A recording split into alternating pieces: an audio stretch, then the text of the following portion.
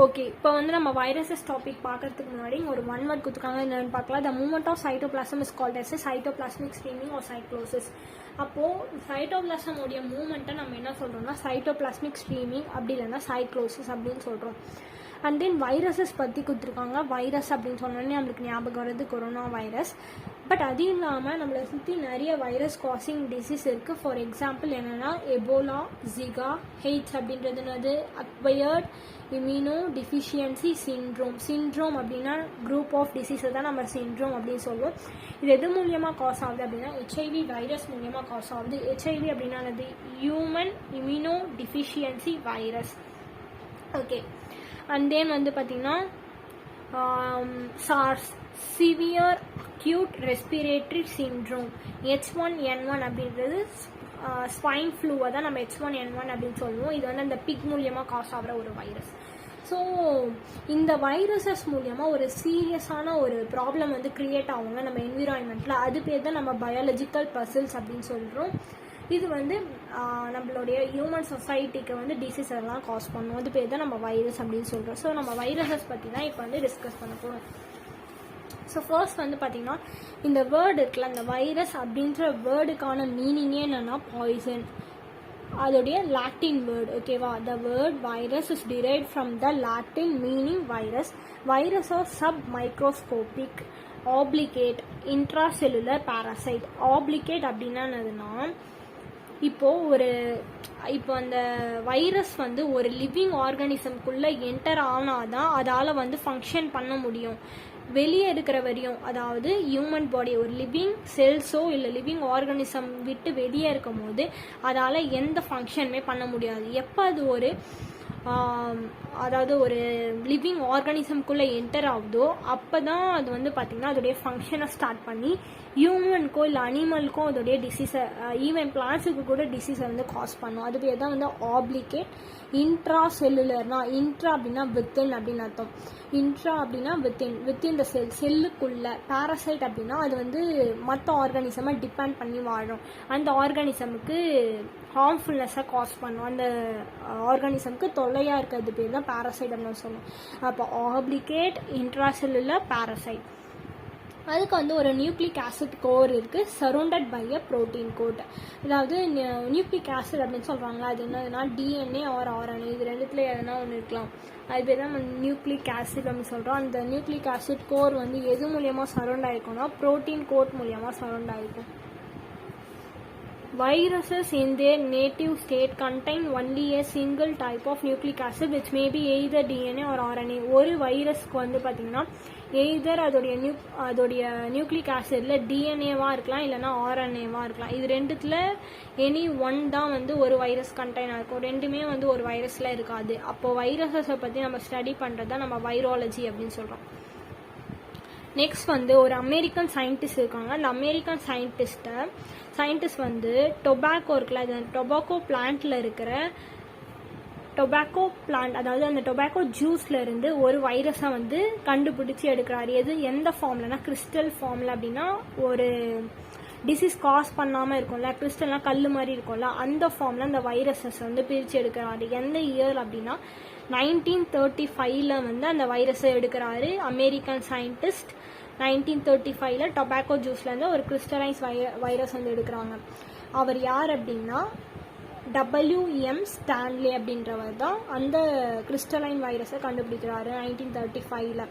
So அவருக்கு வந்து Nobel ப்ரைஸை வந்து அனௌன்ஸ் பண்ணுறாங்க. யார் கூட சேர்ந்து அப்படின்னா JH நாட்ராப் அப்படின்ற ஒரு கெமிஸ்ட்ரியை சார்ந்த ஒரு சயின்டிஸ்டோட இவங்க ரெண்டு பேருக்கும் வந்து 1946 நோபல் ப்ரைஸை வந்து கொடுக்குறாங்க. மைல்ஸ்டோன் இன் வைராலஜியில் என்னென்ன மைல்ஸ்டோன் இருக்குது அப்படின்னா இதில் ரொம்ப இம்பார்ட்டண்டானது வந்து 1796. அது வந்து ரொம்ப இம்பார்ட்டன்ட். ஏன் அப்படின்னா Edward Jenner used vaccination for small பாக்ஸ்னால் அது அந்த அம்மை நோய். இந்த அம்மை நோய்க்கான வேக்சினேஷனை முதல் யார் வந்து கண்டுபிடிச்சாங்க அப்படின்னா எட்வர்ட் ஜென்னர். இப்போது அந்த ஸ்மால் ஃபாக்ஸ் நம்ம தமிழ்நாட்டில் டோட்டலாக எரடிகேட் ஆனதுக்கு காரணமே இவர் தான். செகண்ட்லி வந்து பார்த்தீங்கன்னா இதில் மோஸ்ட் இம்பார்ட்டண்டானது வந்து ஹெச்ஐவி வைரஸை யார் கண்டுபிடிச்சாங்க அப்படின்னா 1984 லெக் மான்டைகரும் ராபர்ட் கேலோ அப்படின்ற இவங்க 2 பேரும் தான் வந்து ஹெச்ஐவி வைரஸை கண்டுபிடிச்சிருக்காங்க. ஹியூமன் இம்யூனோ டெஃபிஷியன்சி வைரஸை 1984 வந்து கண்டுபிடிச்சிருக்காங்க. ஸோ இது 2 மோஸ்ட் இம்பார்ட்டன்ட். எந்த கொஸ்டின் கேட்காதான் இது கேட்கலாம். அண்ட் தென் வந்து தேர்ட் வந்து பார்த்தீங்கன்னா இந்த டிமிட்ரி ஐவானோஸ்கை அப்படின்றவர் வந்து பார்த்தீங்கன்னா பாக்டீரியாவிட வைரஸ் வந்து சின்னது அப்படின்றத ப்ரூவ் பண்ணார் 1892. இது வந்து மோஸ்ட் இம்பார்ட்டண்டாக நீங்கள் வந்து பார்த்துக்கோங்க. மீதி வந்து லைட்டாக பார்த்துக்கலாம். நெக்ஸ்ட் வந்து பார்த்தீங்கன்னா சைஸ் அண்ட் ஷேப் பற்றி பார்க்க போகிறோம். வைரஸஸ் வந்து பார்த்தீங்கன்னா ரொம்ப சின்னது, பாக்டீரியாவோட வைரஸ் சின்னது. இப்போ மேலே தான் நம்ம பார்த்தோம். அப்போ அது வந்து ஒரு ultra microscopic particle. They are smaller than bacteria. அதோடைய டயாமீட்டர் என்னதுன்னா 20 to 300 நானோமீட்டர் வரையும். ஒரு நானோமீட்டர் எவ்வளோனா 10 to the power of -9 metre தான் ஒரு நானோமீட்டர். அப்போ அது 20 to 300 ஒரு வைரஸ் ஒவ்வொரு டயாமீட்டரில் இருக்கும். பாக்டீரியோ பேஜ் இருக்குல்ல, பாக்டீரியோ பேஜ் அப்படின்னா என்னது அப்படின்னு பார்க்கலாம். இந்த டேர்ம்லாம் ரொம்ப இம்பார்ட்டன்ட். அடிக்கடிக்கு நம்மளுடைய புக்கில் இப்போ அந்த வேர்டில் நீங்கள் பார்ப்பீங்க. ஸோ பாக்டீரியோ பேஜ் அப்படின்றது என்னன்னா, பேஜ் அப்படின்னாவே ஈட்டிங் அப்படின்னு அர்த்தம், சாப்பிட்றது, ஈட்டிங். பேஜ்னா என்னது, ஈட்டிங். பாக்டீரியா அப்படின்னா என்னது, பாக்டீரியா. ஸோ பாக்டீரியோ பேஜ் அப்படின்றது பாக்டீரியாவை ஹீட் பண்ணக்கூடிய ஒரு வைரஸை தான் நம்ம பாக்டீரியோ பேஜ் அப்படின்னு சொல்லலாம். அப்போ நீங்கள் பாக்டீரியான்னு பார்த்தோன்னே இது வந்து ஒரு பாக்டீரியான்னு நினைக்கக்கூடாது. இது வந்து பார்த்தீங்கன்னா ஒரு வைரஸ். இந்த வைரஸ் வந்து பாக்டீரியாவோட சின்னதாக இருக்கும்னு இப்போ தான் பார்த்தோம். ஆனாலுமே கூட இந்த வைரஸ் வந்து அந்த பாக்டீரியாவை சாப்பிடும். ஸோ பாக்டீரியோ பேஜ் அப்படின்றது என்னன்னா ஒரு வைரஸ். அது வந்து எதை சாப்பிடும் அப்படின்னா பாக்டீரியாவை வந்து சாப்பிடும். அது பேர் பாக்டீரியோ பேஜ். ஓகேவா? அது ஒரு வைரஸ்.